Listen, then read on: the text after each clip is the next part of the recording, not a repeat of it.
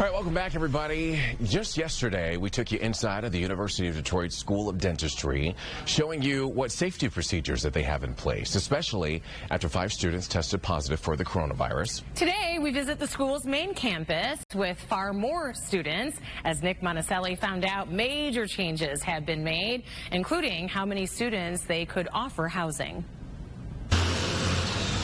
At University of Detroit Mercy, they are trying to check COVID-19 at the gate. They are literally checking for it. You cannot get onto campus without a health screening. That's just the first change here. Like most universities, they're offering in-person classes, online, or some are hybrid. Laboratory experiences, clinical experiences, for example, for some of our science students, our health profession students, our dental students are obviously very, very different. The primary issue there is that you can't have nearly as many students in the classroom for a laboratory as you would ordinarily do. And President Dr. Antoine M. Garibaldi says not having as many students is forcing them to offer extra classes, which makes sense. Look at this small lecture room.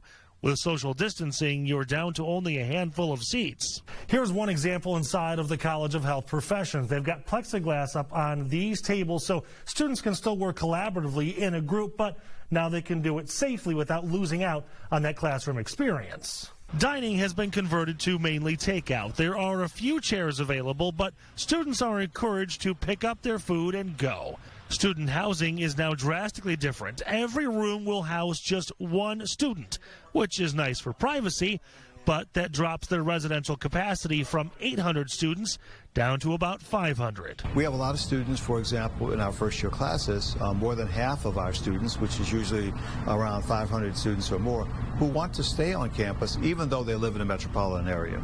So that's going to be an opportunity that will not be available to some of those students. Wearing a mask will be enforced inside buildings, and instructors can refuse a student from entering their class. Try to do it as politely as you possibly can.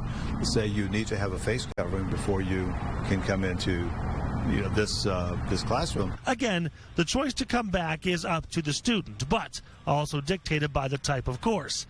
However, if a student does not feel comfortable coming back, Dr. Garibaldi advises don't waste a year. I don't think this is an opportunity for a student to say, well, I'm going to take a gap year. When you take a gap year, you usually have something to do. But if you, sit back and you're not really continuing your education, then you can lose some ground. In Detroit, Nick Monticelli, Local 4 News.